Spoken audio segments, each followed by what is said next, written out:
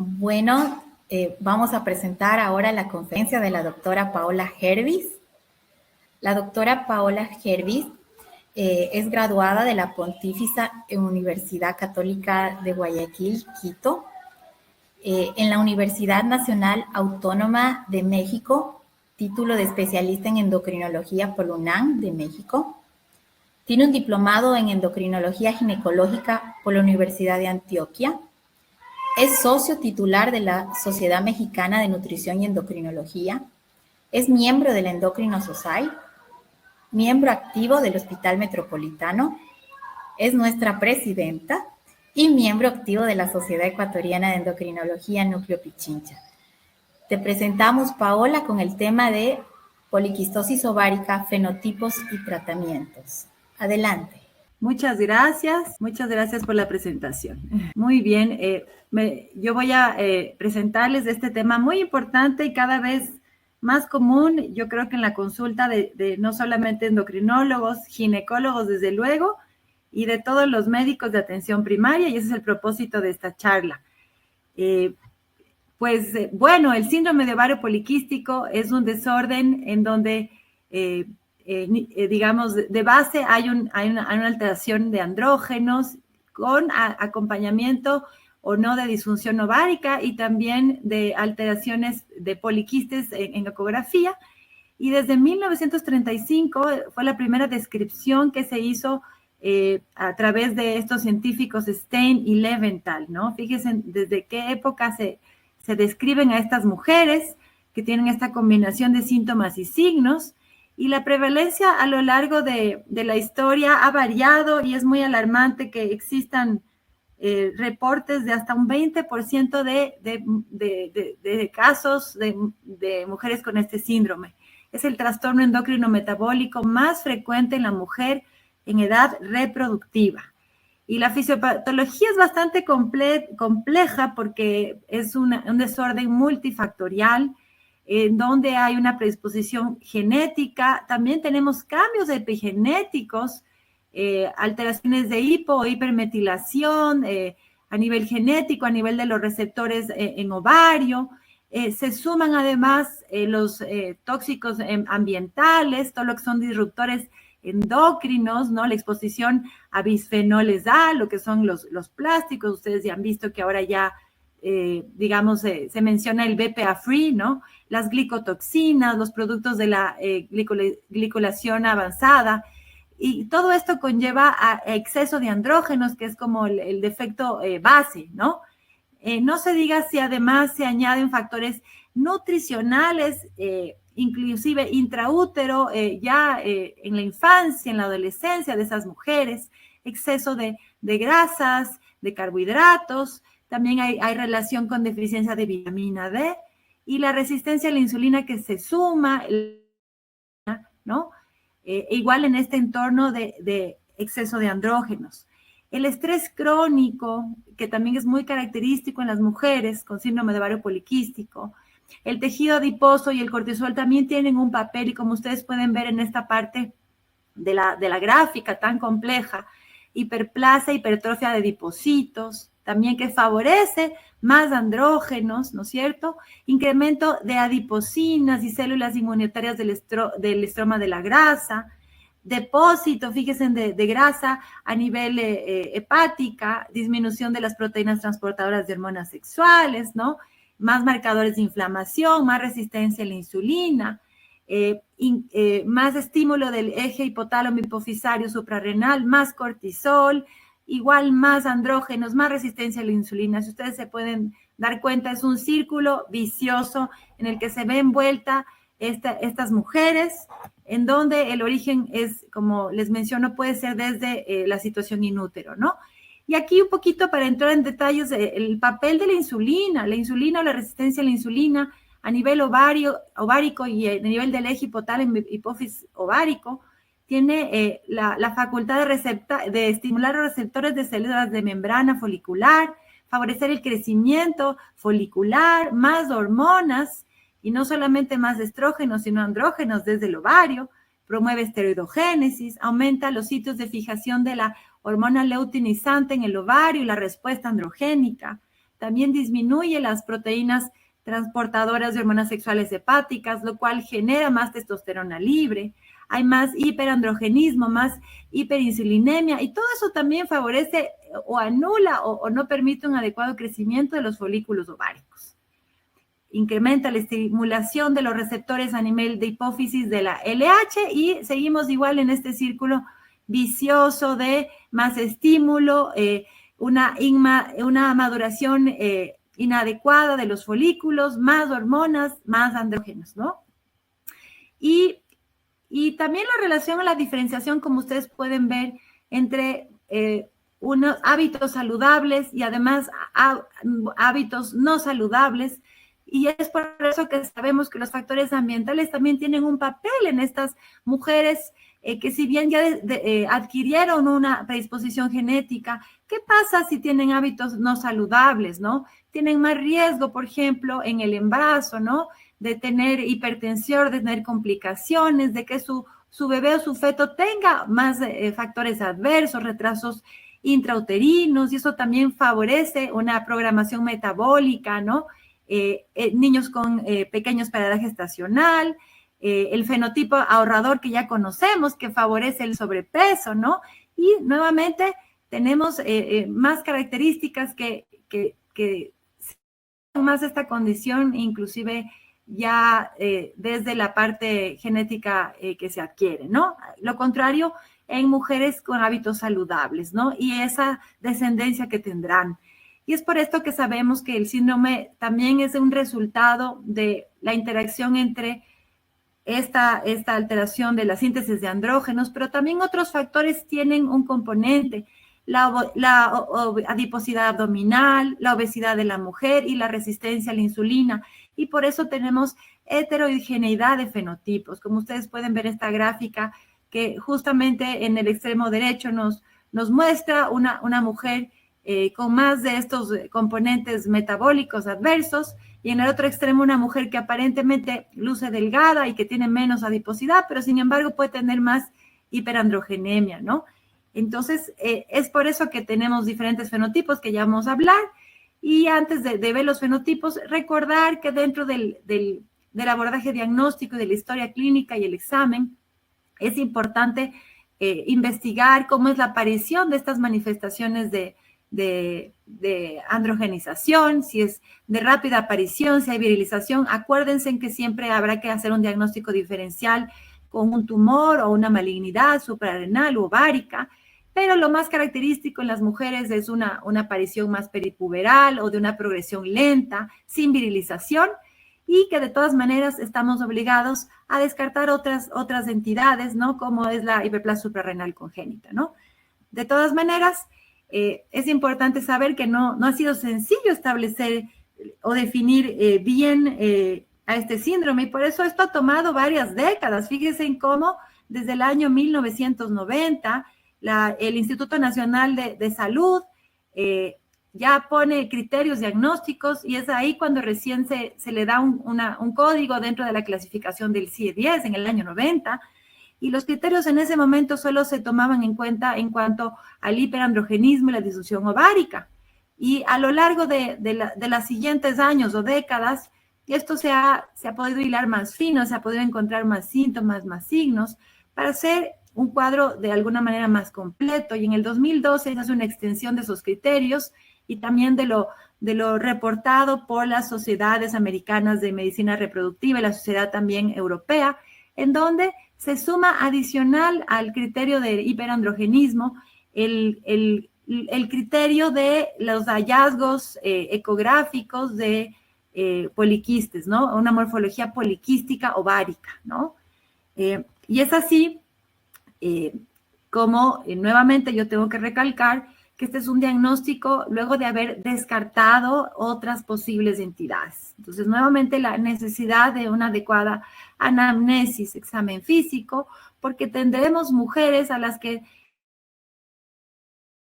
descartarles una hiperplasia suprarrenal congénita, ¿no? Descartarles neoplasias o tumores, como yo les mencionaba, de acuerdo a la aparición del hirsutismo, de la rapidez, si es que hay virilización. no se olviden también del uso, abuso de anabólicos y de medicamentos de acción androgénica. En su momento habrá mujeres que puedan tener un síndrome de Cushing. También tenemos que hacer una diferenciación, ¿sí? Como otros síndromes, dentro de los cuales la disfunción tiroidea y la hiperprolactinemia también son necesarias descartar. Y una vez que nosotros descartamos, recordar que de los estudios base que nosotros necesitamos es el uso de la testosterona total y libre, ¿no? Y de poderlo disponer también el uso de otros andrógenos como la dihidroepiandrosterona y la androstenediona, ¿no? Entonces, esas son las necesidades de laboratorio que tenemos que disponer una vez que hayamos descartado otras causas, y obviamente el apoyo también del estudio ecográfico, en donde los criterios no han cambiado, y la necesidad de que tengamos un eco, de ser posible transvaginal, y donde el volumen ovárico también es un criterio importante, de 10 mililitros o más, y el número de folículos de 2 a 9 milímetros de diámetro, y tienen que ser más de 12 folículos para que se establezca el criterio ecográfico. Entonces, ya con esos criterios ecográficos y con la presencia de manifestaciones de hiperandrogenismo, ya sea clínicas o de laboratorio, y también la disfunción ovárica, que sabemos que la vamos a determinar en función de el interrogatorio de cómo son los ciclos menstruales en la mujer, ¿no? Recordemos que las mujeres pueden tener oligomenorreas, es decir, menstruaciones más allá de cada 35 días. También podrían tener menstruaciones más frecuentes, es decir, ciclos más frecuentes de menos de cada 25 días entre cada uno de ellos. Entonces, y de esa manera nosotros podemos diferenciar qué fenotipo tiene mi paciente. ¿Por qué es importante hacer esta diferenciación? Porque lo que sí han reportado los estudios es que el fenotipo A, es decir, la mujer que tiene o sufre de hiperandrogenismo, disfunción ovárica, y además una ecografía favorable para los poliquistes, es una mujer también que está más asociada a tener trastornos metabólicos, resistencia a la insulina o trastornos de la glucosa. Y de esa manera también tenemos los otros fenotipos que, como ustedes pueden ver, que van combinando a dos de las tres características. El fenotipo D se menciona que puede ser el fenotipo que pueda estar menos asociado a trastornos metabólicos. Aquí podemos ver también en esta grafiquita un análisis de diferentes poblaciones en base a números limitados de estudios, en donde Latinoamérica solo tenía 3 estudios, y aquí lo importante también destacar que los latinoamericanos, en base a esa pequeña, obviamente, reporte, tenemos mujeres con más fenotipos A, ¿no? Por lo tanto, la importancia de hacer los estudios en función de determinar si hay un trastorno de la glucosa. Y esto es lo que me dice las diferentes sociedades médicas, la Asociación Americana de Endocrinólogos Clínicos, de Endocrine Society, entre otras sociedades de obstetricia y ginecología, como ustedes pueden ver, y también la Sociedad de Síndrome de Ovario Poliquístico, ¿no? Americana. ¿Qué recomiendan, no? En resumen, muchas de ellas dicen al diagnóstico hacer una curva de tolerancia oral a la glucosa con 75 gramos para poder determinar si mi paciente tiene glucosa alterada en ayuno, intolerancia a los carbohidratos, o prediabetes o diabetes, ¿sí? Unas dicen que sí, otras dicen sí hay más factores de riesgo. Y en el seguimiento también hay recomendaciones. Entonces, ese mensaje es el que tenemos que llevarnos. Estas mujeres, luego de haber diagnosticado y hablar de un muy probable síndrome de ovario poliquístico, también tenemos la obligación de analizar cómo está su situación metabólica, su riesgo de desarrollar un problema o un trastorno de la glucosa. Y el manejo va en función de los problemas y las necesidades de cada paciente. Eso también es una recomendación. En una mujer con síndrome de ovario poliquístico no tenemos un paquete de medicamentos igual para todos, sino tenemos que reunirnos y decir, a ver, ¿qué problema tienes? ¿Tu problema es una oligomenorrea, una menorrea, un sangrado anormal? ¿O tienes problemas, yo le pongo aquí estéticos, en función de las alteraciones que el hiperandrogenismo nos puede dar, ¿no? O tienes todo, ¿no? Y aparte de eso, tienes un problema metabólico, tienes ya una prediabetes. Eso tenemos que preguntarnos para poder sugerir tratamientos, y eso es importante.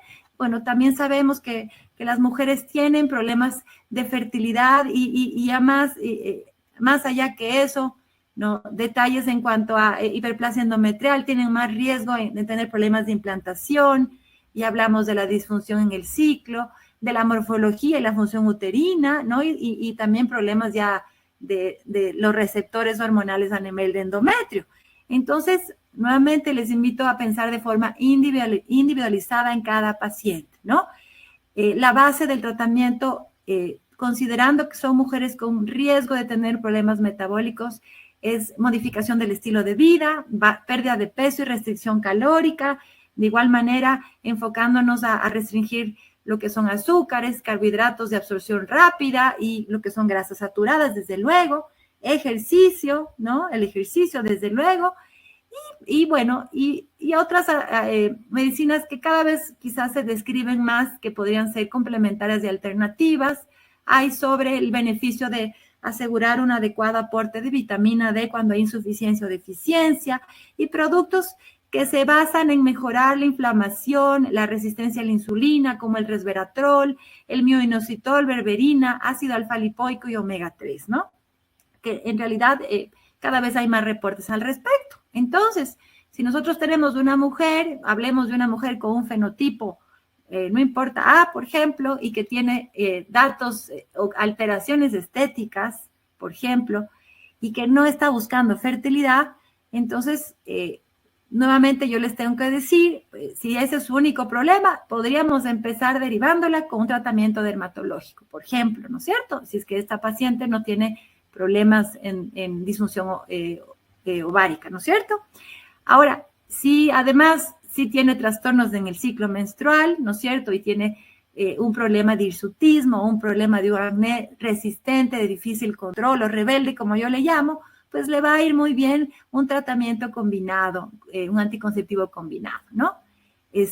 Y bueno, de esa manera también en un momento dado se puede optar también por el uso de antiandrógenos cuando las pacientes no tienen una buena tolerancia a los anticonceptivos combinados, y siempre recordando la necesidad de el uso de un método de planificación familiar.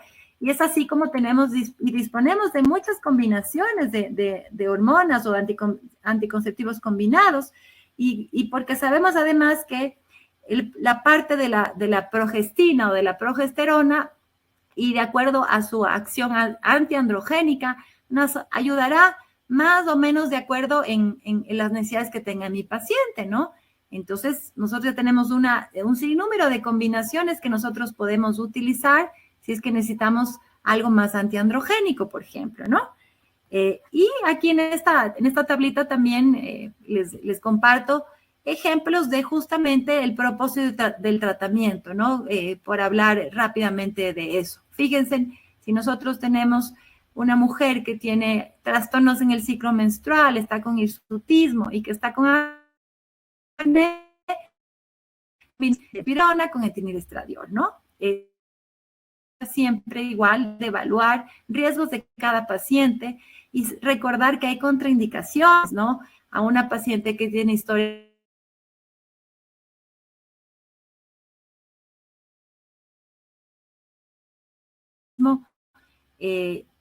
riesgos de carcinoma endometrial, de mama, o estudios que no se hayan realizado de un sangrado anormal que ya tenga, en fin, eso como es natural, siempre tendremos que investigar qué riesgo tiene mi paciente para poder recibir un tratamiento hormonal combinado, y también la necesidad que tenemos de hablar de los efectos secundarios.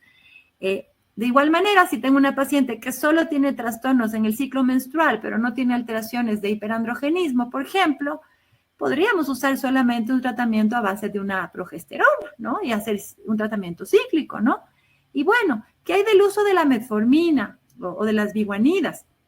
Cuando ya tenemos nosotros una mujer en la que le hemos hecho una curva y ya tiene una prediabetes o una diabetes, pues no habrá discusión alguna de poder usar este medicamento de forma inicial, ¿no? Entonces, no lo dudemos, siempre señalar los efectos secundarios comunes que se dan las primeras semanas, y también poder estar atentos ante una contraindicación.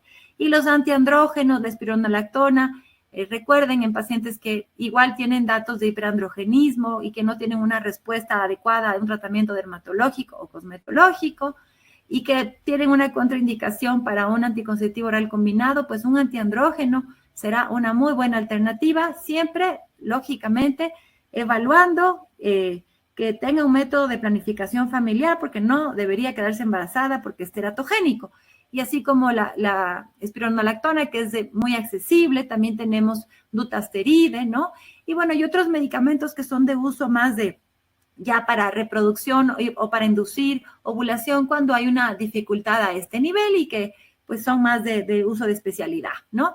¿Qué medicamentos hay adicional? Bueno, realmente todo lo que se usa son medicamentos reasignados. ¿Qué quiere decir? Que se diseñaron para otras entidades y que se están adoptando para el síndrome de ovario poliquístico, pero no han sido estudiados o creados para él. Y ese es el tema. Esta es una enfermedad huérfana desde el punto de vista farmacológico, porque no tenemos un fármaco diseñado para el síndrome de ovario poliquístico. Y es así como siguen en curso estudios que en mujeres con síndrome de ovario poliquístico y dislipidemia se está viendo el resultado de estatinas, de la pioglitazona cuando hay diabetes, en obesidad, los agonistas GLP-1 están mostrando resultados bastante interesantes. Y otro tipo de medicamentos ya más de índole alternativos o naturales, como los que ya les mencioné, prebióticos, probióticos, simbióticos, también muestran resultados interesantes, ya que ellos se basan en que hay más permeabilidad intestinal en las mujeres con síndrome de ovario poliquístico. Y rápidamente les voy a mostrar lo que dicen estas guías, estas recomendaciones basadas en evidencia, en función del tratamiento. Para el diagnóstico, recordemos, el uso de testosterona libre y total es algo basado en la evidencia, una recomendación, ¿sí? Y también complementarnos con androstenodiona y de hidrohipioaldosterona sulfatada, que también puede ser considerada si las anteriores no están elevadas, ¿no? Otro dato interesante, el uso obviamente de la ecografía es de apoyo y tenemos que tomar en cuenta los criterios que ya se mencionó, ¿sí? Eso es muy importante. Y también aquí es importante señalar que en mujeres adolescentes, en mujeres que recién han empezado su menarca, no vamos a poder diagnosticar ecográficamente a un poliquistosis ovárica. No es la edad y eso tenemos que esperar que tengan al menos se recomienda a veces más de 3 años de tener una menarca para empezar a poder evaluar eso, ¿no?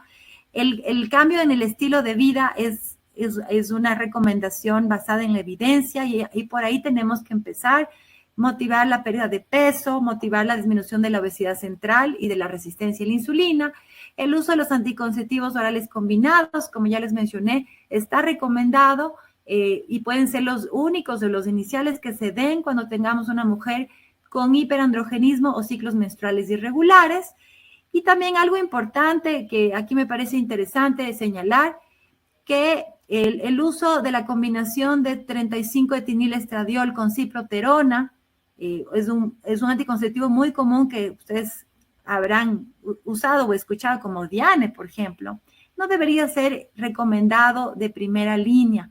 Ahí yo también invito a que vayamos probando combinaciones de menos carga hormonal, en este caso de menos concentraciones de etinilestradiol, porque eso asegurará que haya menos efectos secundarios, ¿no? Y siempre irnos de menos a más. La combinación de anticonceptivos con metformina o antiandrógenos sí también se recomienda, sobre todo si no hay respuestas favorables al primer tratamiento, se puede añadir. Y lo mismo el antiandrógenos cuando no tenemos una respuesta favorable luego de 6 meses, en cuanto al hirsutismo y el uso previo de un anticonceptivo combinado. Entonces, fíjense en cómo se pueden ir añadiendo estas alternativas independientemente de los estudios de laboratorio, pero luego de una respuesta que no ha sido favorable. No se trata en ecografías, eso también es un mensaje muy importante. Tratamos las manifestaciones clínicas en base a la disfunción ovárica y los datos de hiperandrogenismo, ¿sí? Y no olvidarnos que son mujeres que de alguna manera tienen más riesgo cardiovascular y tenemos que dar seguimiento a estos factores. Mujeres que pueden tener más riesgo de diabetes gestacional, de desarrollar prediabetes o diabetes, apnea del sueño, cáncer endometrial y también pueden tener un impacto en su calidad de vida, depresión y ansiedad. Por lo tanto, tendremos que trabajar de manera multidisciplinaria también y también preocuparnos de de que estas mujeres tienen más trastornos de su imagen corporal, disfunción psicosexual y trastornos de la conducta alimentaria. Entonces, es importante. Y para finalizar, vamos a ver brevemente 3 casos, ¿no? Para poder poner en práctica todos los conceptos. Por ejemplo, Sofía, de 38 años, consulta por amenorrea, ya había tenido su menarca a los 12 años y de los 13 a los 15, pues tuvo menorrea. Luego sus ciclos han sido oligomenorreas, ha tenido infertilidad, ha incrementado de peso, es sedentaria, tiene ansiedad postprandial y más deseo de dulces. También se le cae el cabello, tiene acné y más vello facial. En el examen físico podemos ver que tiene sobrepeso, tiene acantosis nigricans y tiene una puntuación de 6 a 7 puntos de la escala de Ferryman-Gallwey. Recuerden que esa es una escala muy útil, muy sencilla de descargarla por internet y que nos servirá para determinar si hay hirsutismo. Ella viene con estos exámenes de laboratorio que le tenemos que prestar atención, viene con estudios de una curva, también viene con pruebas hormonales y un eco transvaginal que de alguna manera tiene claramente manifestaciones clásicas de los poliquistes, ¿no? El ovario, el volumen ovárico, quiero decir, no se ve mayor de 10, pero sí, francamente, se ven los poliquistes del libro, ¿no? Emily, de 22 años, tiene una historia familiar de diabetes, también de síndrome de ovario poliquístico, perdón. Tuvo su menarca a los 13 años, también tiene oligomenorreas, acné, no ha tenido buena respuesta a los tratamientos dermatológicos, ha incrementado de peso, no tiene buenos hábitos tampoco y tampoco de sueño. Ojo con eso también, que es importante, ¿no? Tiene estreñimiento y obesidad, tiene también hirsutismo y acantosis, y aquí están sus exámenes de laboratorio, en donde también hay alteraciones que llaman la atención y ya las vamos a analizar. Una imagen de igual manera muy compatible. Aquí vemos que estos ovarios sí tienen hasta un volumen de más de 10 centímetros cúbicos o mililitros. Son clásicos la imagen de los ovarios. Y Elizabeth, en cambio, de 27 años, de acuerdo. Y por último, Elizabeth, de 27 años, tiene una madre probablemente que también tenía este síndrome, tuvo su menarca ya a los 15 años. Fíjense en que una mujer que no ha menstruado y ya tiene 15 años, pero sí ha desarrollado características sexuales secundarias, es una mujer donde tenemos que sospechar que también hay este síndrome. Bueno, ella también se presenta con una ausencia de menstruación 5 meses atrás, también al parecer más vello facial, sí ha usado anticonceptivos desde los 17 años, tiene depresión y ansiedad hace 1 año y sobrepeso. Y estos son los exámenes de laboratorio y el eco pélvico, que también es favorable para los poliquistes. Entonces, así es como nosotros tenemos que prestar atención y las alarmas en su historia. Una mujer, como es el caso de Sofía, con oligomenorreas, infertilidad, sobrepeso, hirsutismo y tiene ya prediabetes. Es un fenotipo A, si ustedes se ponen a analizar los fenotipos. A ella se le hizo una prueba de progesterona, la cual dio positivo, y eso también es favorable para una disfunción ovárica como es en esta condición.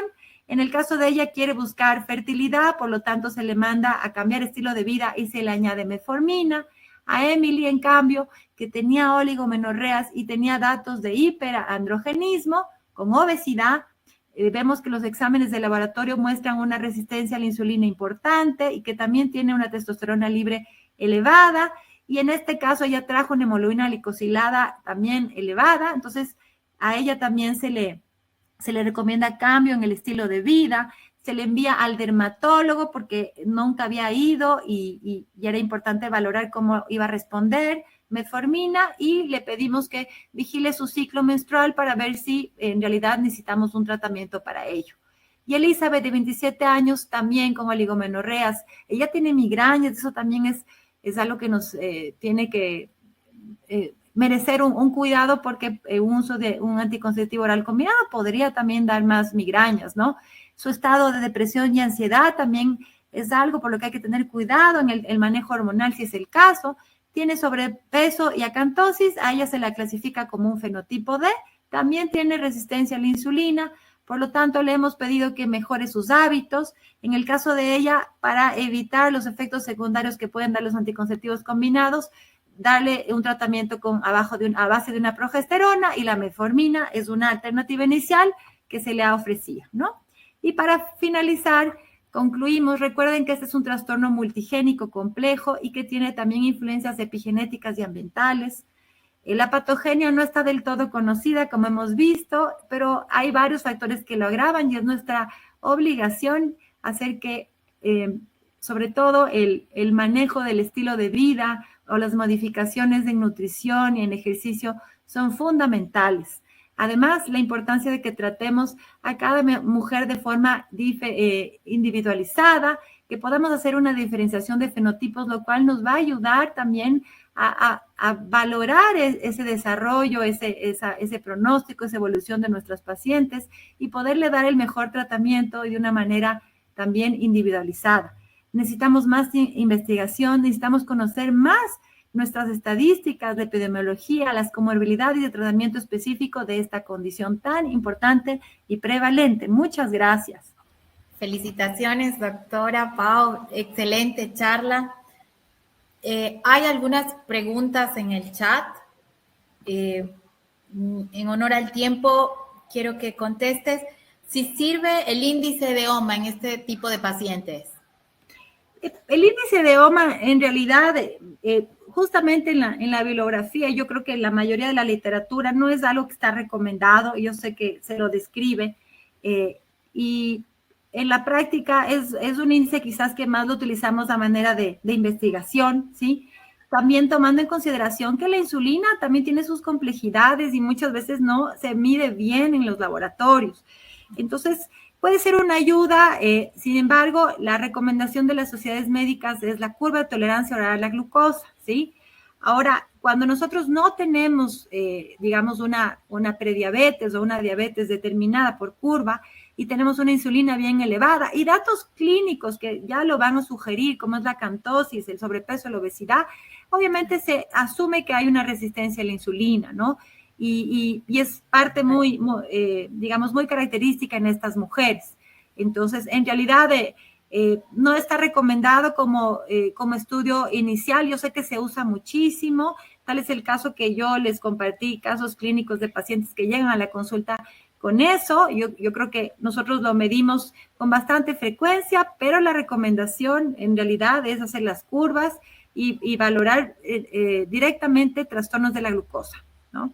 Se asume que la resistencia a la insulina casi es parte del síndrome, de hecho, ¿no? Entonces hay que asumir que sí. Y por eso las recomendaciones de añadir posterior al uso de anticonceptivos la metformina está como implícita sin que haya una sugerencia de medir insulina.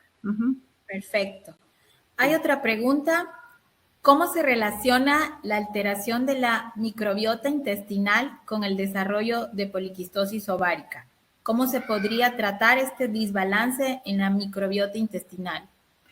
Bueno, eso es otra área y que sigue en investigación, ¿no?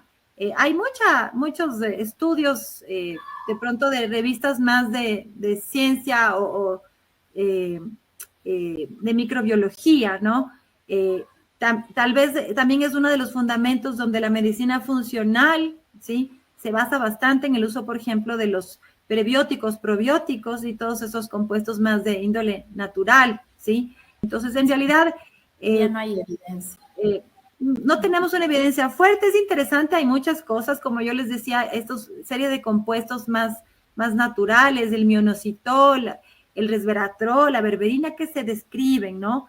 Entonces, como les he mencionado, es un área huérfana, en donde a la vez hay una serie de estudios de estas alternativas más naturales que tratan de darnos resultados que podrían ser interesantes, pero no tenemos a su vez también estudios de un alto impacto o una fortaleza basada en la evidencia como para que nosotros tomemos en cuenta esa recomendación, ¿no?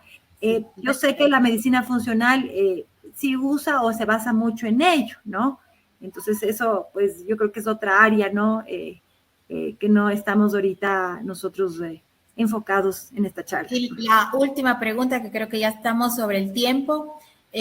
Como ginecólogo, ponen aquí, considero que hay un sobrediagnóstico del síndrome de ovario poliquístico.